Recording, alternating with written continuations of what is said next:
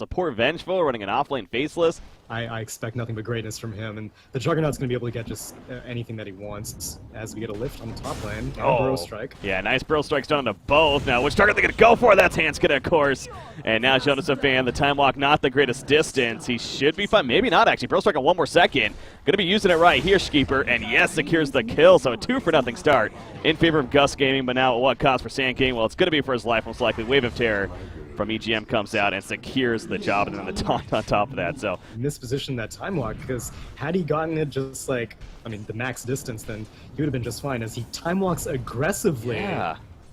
Oh no, and now Sand King coming in. This is a dead GUS again. I'm not sure what that was about. I mean, he had to know Sand King was going to be coming back any second, and it's not like they were going for a kill themselves. That just seemed like a very sloppy choice by GUS, who's usually a very sound player in my opinion. Against a Nyx Assassin into a kill, and if they can get a kill onto the Nyx Assassin, that's even better. Nice spiked Carapace timing right there as soon as they jump him, so it does stun them in return. Here comes in, but he does have an Omni Slash. Going to use it a lot of targets though. They'll take up Vengeful, but Nyx goes down so far 1 for 1. However, Hanskin trying to walk away. You do see RqpFcA here on the Sand King, not going to be able to close the crown as he gets picked up by Weaver, but then so does Ogre Magi, so it ends up being a 2 for 2 with the cores actually staying alive.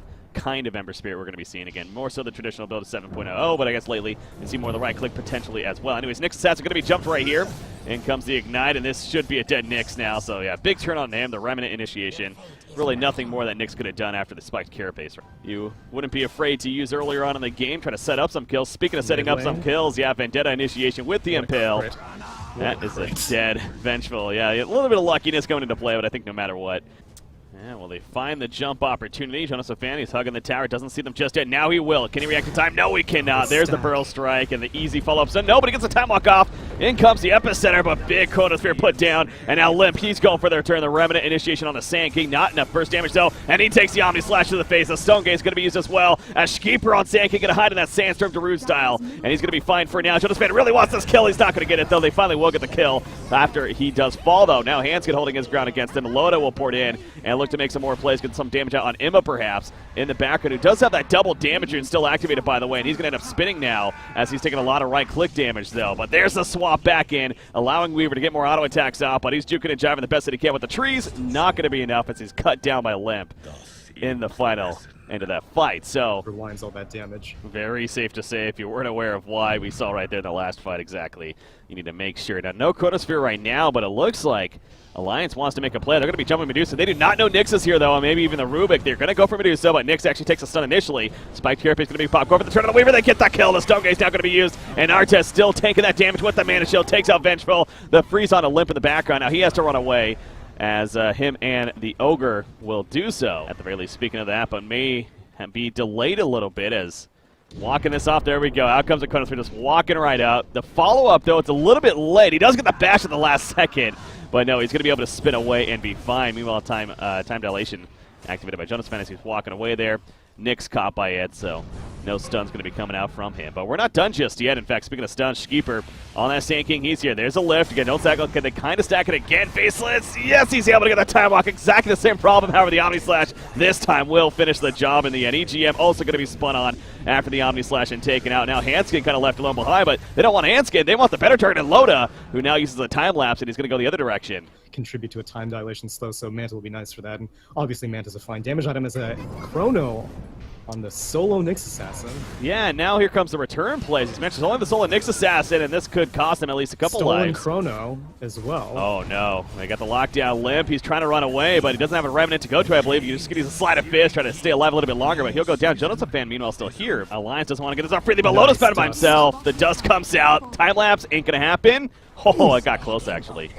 But they do finish the job, so the Aegis is going to be popped right there. Medusa is in a weird spot. She is kind of stolen in front. Chrono as suspected. Yeah, they lock down the Weaver. Do they have the follow-up damage? They absolutely do. No buyback. Here comes the Chronos from the actual Faceless Void, though, but no follow-up again. And Artes with that Stone Gaze also going to box out the rest, and now GUS needs to run. GUS Gaming looking very strong after this fight now, especially taking out Weaver.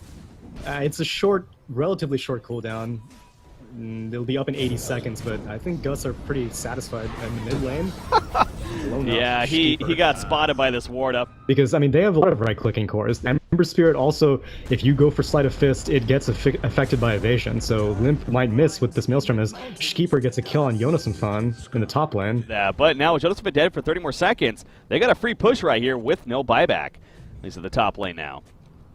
And none of the other lanes are pushing, so finally GUS can get the kind of push that they wanted. As Artez, no, moving in so aggressively, just push, please. Get the tower kill. Again, they get the tower, you can get the shrines then. So Jonas Fan, and by now they figure he does not have a buyback. He would have definitely used it by now. As the stun on Ember Spirit. Stonegate's going to be popped as well. Nice swap out from Vengeful, of course. Will sacrifice herself, but the usual sacrificial land play. Hanskin from a distance going to be stoned up right there, but he'll be fine. And Jonas Fan is up now, though. Chronosphere ready to go. Vengeful staying dead. Villa Discord debuff applied.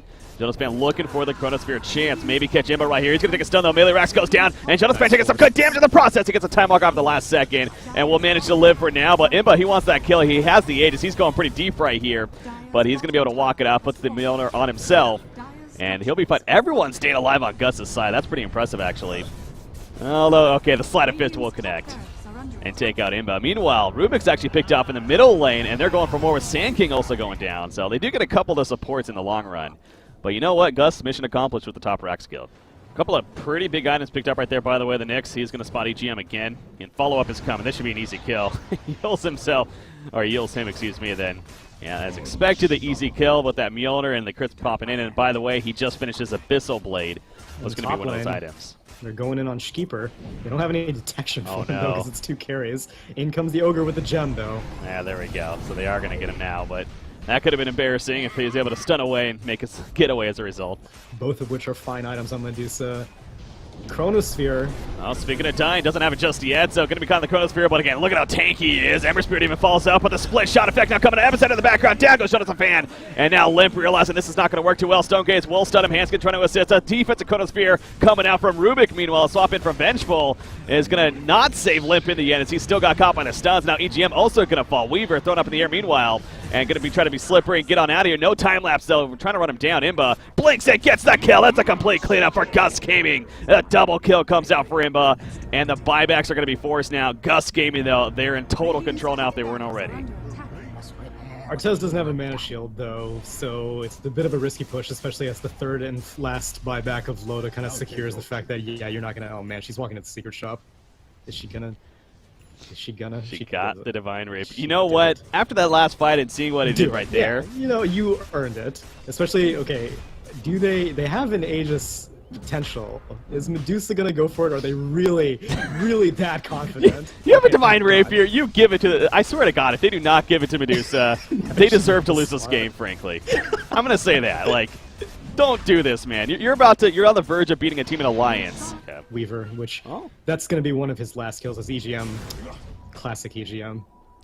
Nice Lotus. Nice Lotus indeed. Actually stuns himself as a result. The damage coming in from Loda, though. We'll get the kill on the Sand King. But now Loda could be in some trouble. They do chase down the Vengeful. Needs to get off that time lapse. Oh, the nice Chronosphere attempt to save, but it's not enough in the end. Down goes Weaver. And now Jonas Fan trying to get some enough damage out onto the Nyx at least. But again, Medusa still standing here with that Divine Rapier. Remember, dropping about 3/4 of his life. A Limp. No way he's going to win that fight. He needs to start backing off now, most likely, as Stonegate's still ready to be used Void for wants Artez. to come back. He has all of his HP now, and they're stalling out this Medusa who keeps getting rooted. Ember backs off. Ember has that 25 root, so he can perma-root. Yeah, that's I was just about to say. Obviously, the level 25 kicking in right there, but again, Artez more than tanky enough. Ember, then they would have gone for it, but between Void, who has gone mostly a utility build, and the Ember that has gone mostly a magic build, it's difficult to burn through Medusa. Okay, she's 2v1ing. Pushing by yourself. I mean, I guess again, the Weaver is still dead and not buying back in this case. But man, this guy is just playing so ballsy with the Divine Rapier, especially. But again, Medusa is a hero at this point in the game. Bit of ourselves right here, but here we go with the Aegis Divine Rapier push from Medusa. It's a wraparound by Alliance. They're all smoked up. They're going to find a big chance right here with the Chronosphere. Rubik doesn't have an ability stolen just yet. Here in the background, they do catch, actually, Sand King catches Limp initially. Chronosphere in the background catches a couple of Rubik being one of the targets, but Ember Spirit's going to fall. No buyback, 120 seconds. He's going to be dead. Meanwhile, Weaver was locked down, pops a time lapse, now going after Imba, but Imba at half life going to start spinning, and Weaver has to make the way out of there. That's extra Sakuchi speed. As a result of being level 20 for himself, spiked here, but stun though, and that's enough lockdown. That could do it in favor of GUS Gaming over Alliance. A best of one. It looks like Alliance going to drop here in the first round. You know what we talked about? This is a format that's going to favor teams like GUS Gaming. honestly, because they have nothing to lose. They're expected to lose against a team like Alliance, and they come in here and they say, nah, we're going to win this game. Find some ballsy plays across the board. GG, well played. GUS Gaming defeats Alliance. I did not think I'd be saying that. You gotta roll the dice, I guess, if you're one of these open qualifier teams, and what better way than a 40-minute Medusa rapier? Well played by GUS. I initially was skeptical. Their coordination on some of the void